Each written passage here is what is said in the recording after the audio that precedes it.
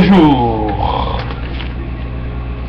Au sommaire de ce journal du matin, le président Obama reste toujours constant dans sa politique des réformes.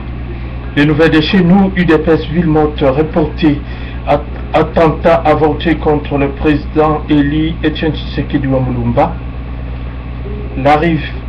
L'armée des Hippolyte Kanambe-Ippo n'a recruté qu'un seul jeune à Chabunda. Au niveau international, c'est la réélection du président Chavez qui fait la une de l'actualité. Bonjour, passons aux détails. Le président Obama a demandé lors de son adresse sémanale que le Congrès doit garder l'Amérique en mouvement vers l'avant. Il avait aussi dit que nous avons fait beaucoup de progrès pour retourner aux politiques qui nous ont amenés dans ces saletés en premier lieu. Et il faisait ici allusion au gouvernement de son prédécesseur qui a plus privilégié les corporations que les autres membres de la société américaine. Passons maintenant aux nouvelles de chez nous.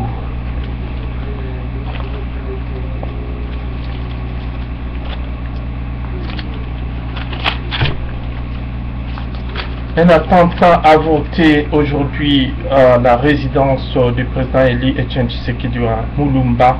C'est les informations récit. 3 militaires avec le tenue de la garde présidentielle d'Hippo Kanambe-Di Joseph Kabila ont été maîtrisés par les combattants de l'IDPS.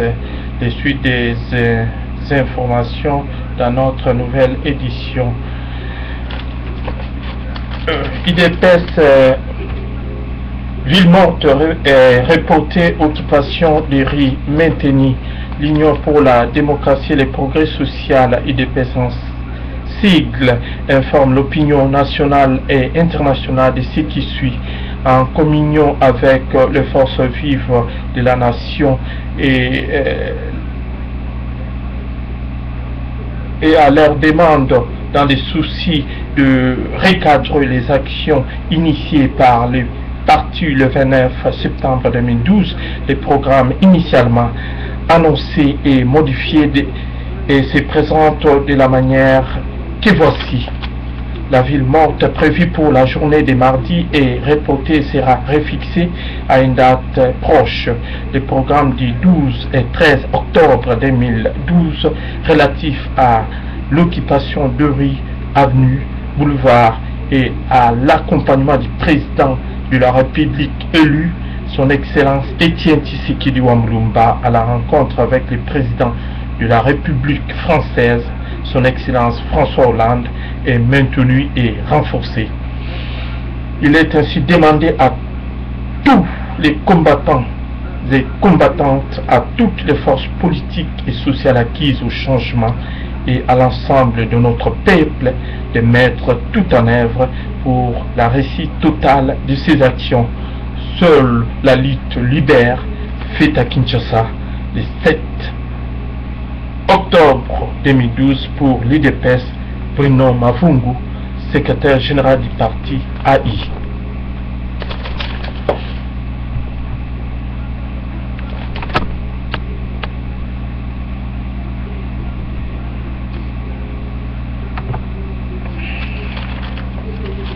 Un seul jeune a été recruté au sein des forces armées de la République démocratique du Congo, FARDC, à Chabunda, à 340 km au sud-ouest de Bukavu, dans le sud Kivu.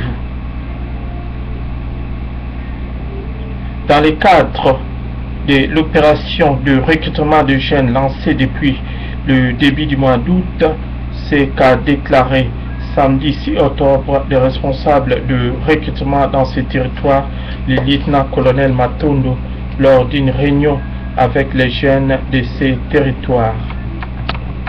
Le lieutenant-colonel Matondo a saisi cette occasion pour inviter les jeunes de Chabunda à se faire enrôler dans l'armée pour combler au sein des FARDC, les villes créées par des militaires originaires de Chabunda tombés au front. De leur côté, les jeunes de Chabunda justifient leur méfiance par l'arrestation à Bukavu des footballeurs d'une équipe de Chabunda. Ces derniers sont soupçonnés d'être membres du mouvement insurrectionnel armé des Raya Munuki. Ces personnes ont été arrêtées dimanche 30 septembre par le militaire de la 10e région à Chabunda, dont le docteur Munjo Munzenze, ancien gouverneur de la province du Sud Kivu. Pour les responsables de recrutement, cette arrestation n'a rien à voir à l'opération de recrutement des FARDC.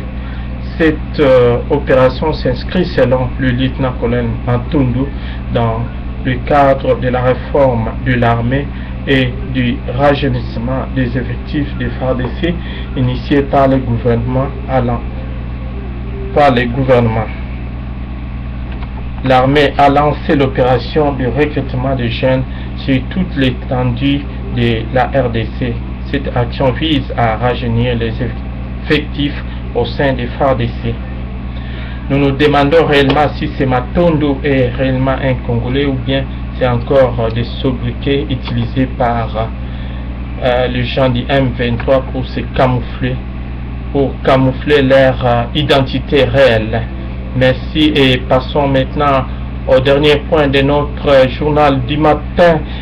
Les nouvelles internationales, le président Hugo Chavez a été réélu.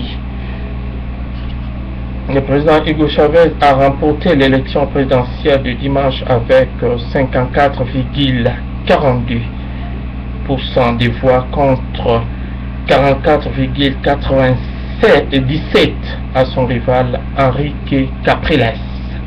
Henrique a concédé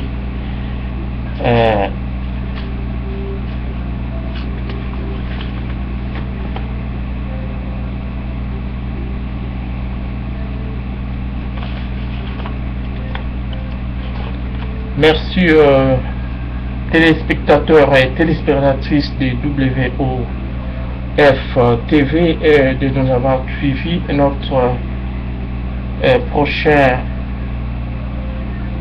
nouvelle à notre prochaine édition. Merci et bonjour. Bye.